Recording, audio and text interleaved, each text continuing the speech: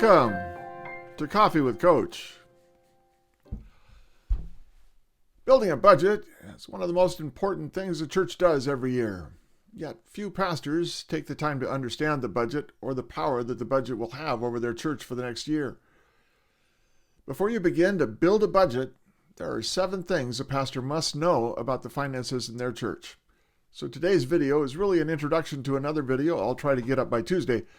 Stick around and I'll share 7 key things a pastor must know about finances in their church.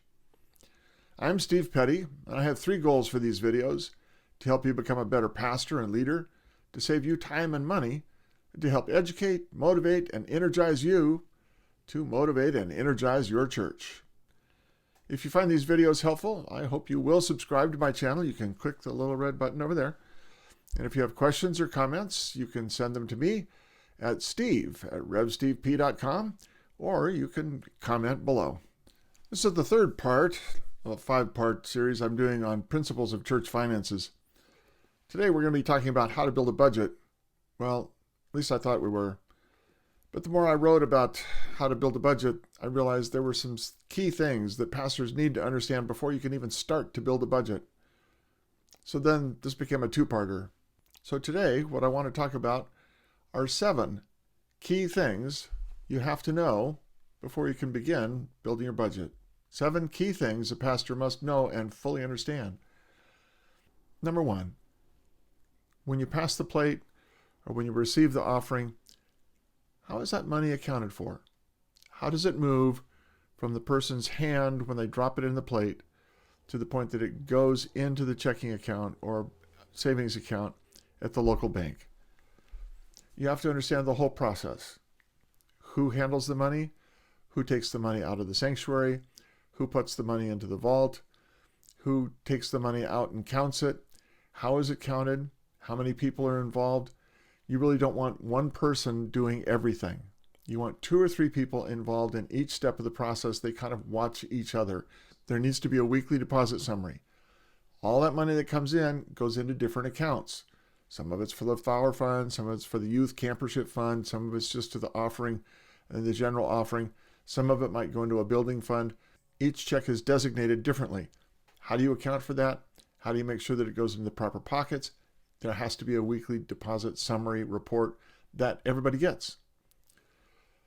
Finally, is the church bonded for theft and embezzlement? Very often in this process, you'll find somebody who comes upon financial hard times and it's just too easy to take an extra 10 or 20 off the plate. No one misses it, but over time you begin to notice that the offerings are smaller and smaller and money just seems to disappear. And that's when you have to go look at somebody in your congregation who's doing it wrong. But are you insured against embezzlement and theft? Really key question. Most pastors don't even know. Ask the question. Second question. Where is all the money held? Do you have bank accounts? Checking, savings, money markets, CDs, long-term deposits? Do you have brokerage accounts where people can give you stocks or bonds? The bonds and stocks can be held, they can be sold, they can be transferred into cash. Do you have a brokerage account? Is there a separate foundation or endowment fund? If so, is it properly incorporated within your state? And finally, is there a monthly cash statement that you get from each one of these entities, if your foundation or endowment fund has separate funds?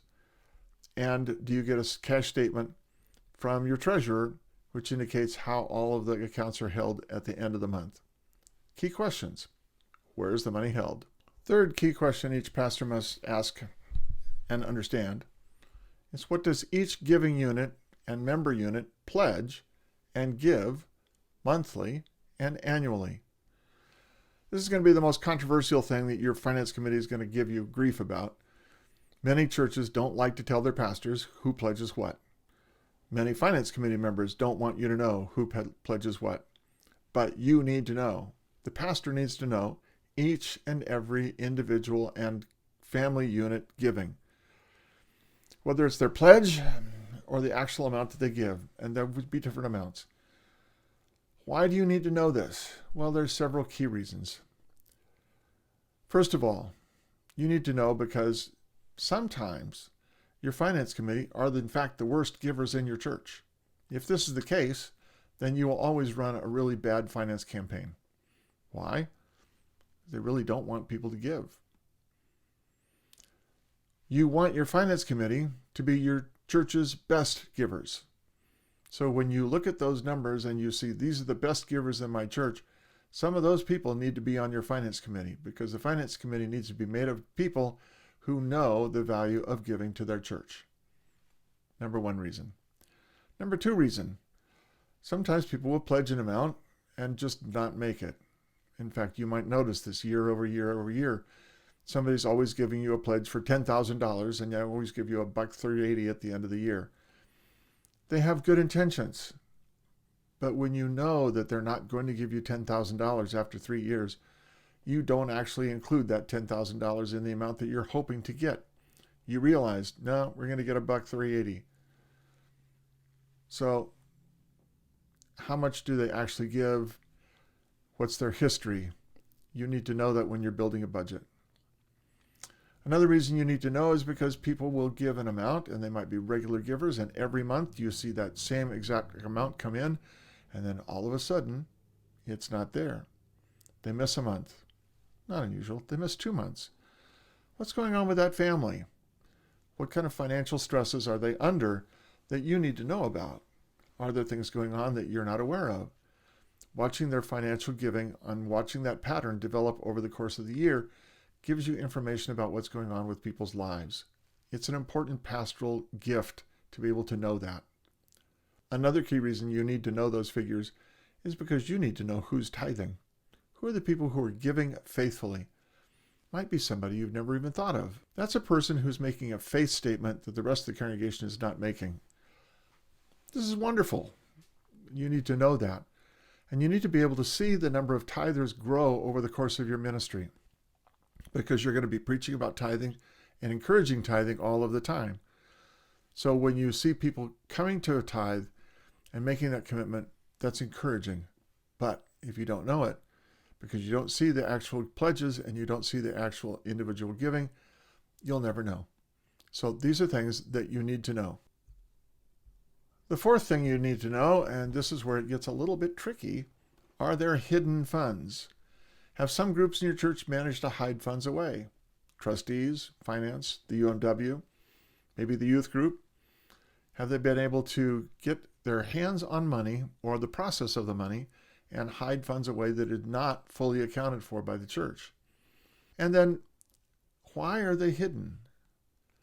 How did the money get there? Where should the money actually be? Is it legal or is it illegal? And where is the money held? Who has control of it?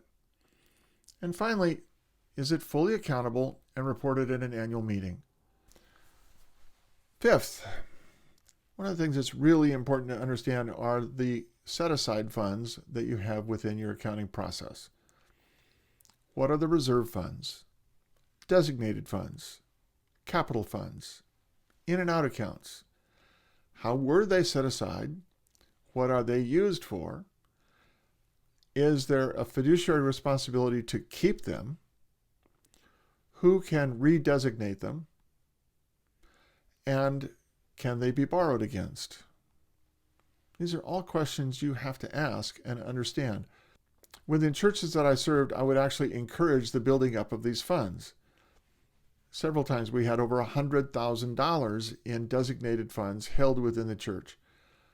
This means that during the summertime, when the church might be operating at a loss, you still have all of these funds held in reserve and you can kind of borrow against them for a couple months.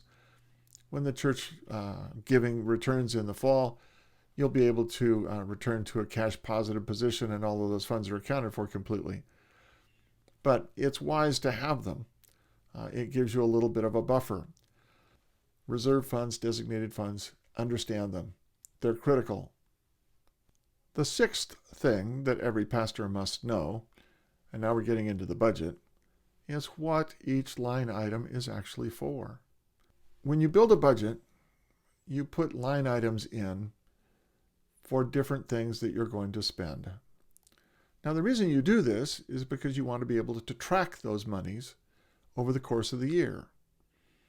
we build a budget. We think, well, it'll cost about this amount of money to buy curriculum for Sunday schools.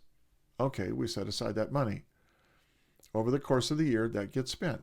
Doesn't get spent on a linear basis. Maybe the church Sunday school superintendent will spend money on curriculum twice a year. Really big orders twice a year. A lot of money flows out twice a year, and that's it. Well, you have to understand that. You want to track that. When you get to next year's budget, you want to look at actually how much did we spend? Did we spend everything? Did we spend less? Did we spend more? Why? So understanding each line item, why you have it, what it tracks, who has authority to spend the money in that line item, and who is going to help you build that line item for the next year. Finally, number 7, how is money spent? This is more than just the line items. This is the actual check writing. Who signs the checks?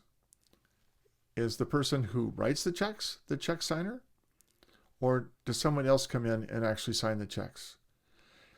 Generally, in a nonprofit organization, checks over $500 are signed by 2 check signers. People actually have to look at that check and say, oh yeah, that's legit. And 2 people have to sign it. This is how you avoid people embezzling your money. So, do you have 2 check signers on larger checks? Do you have a paper trail for every check that's going to go out so that someone fills out a check request form, says, I'd like to send a check to so-and-so because we got this, and here's the receipt for it, or here's the order form for it, and here's how the check should be made out, and here's my signature that authorizes spending this money on that item. That needs to go with everything you spend. It's how you have accountability. So, who can sign checks? Who can request checks? Who can authorize checks? And on those hidden or designated funds, those checking accounts that are out there that you don't see as part of your fund, is there an authorization process for those as well? And is the pastor informed?